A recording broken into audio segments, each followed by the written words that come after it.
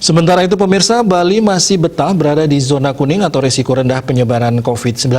Namun sayangnya dalam 3 minggu terakhir disiplin prokes menunjukkan penurunan meski secara rata-rata masih di atas 95%. Dilihat dari data evaluasi per 7 November yang dilansir di website covid19.go.id, seluruh kabupaten kota di Bali masuk dalam zona risiko ini. Dengan masih bertahannya Bali di zona ini, telah 7 minggu berturut-turut seluruh kabupaten kota dikategorikan sebagai wilayah dengan risiko penyebaran COVID-19 yang rendah.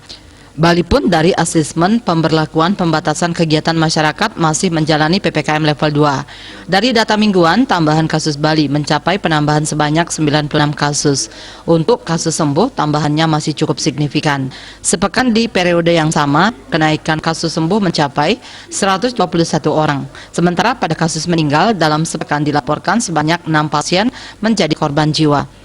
Kasus aktif berkurang dalam periode itu dari 285 kasus menjadi 257 kasus atau turun sebanyak 33 kasus dalam sepekan. Bali juga masih menyandang predikat provinsi dengan ketaatan protokol kesehatan sangat baik.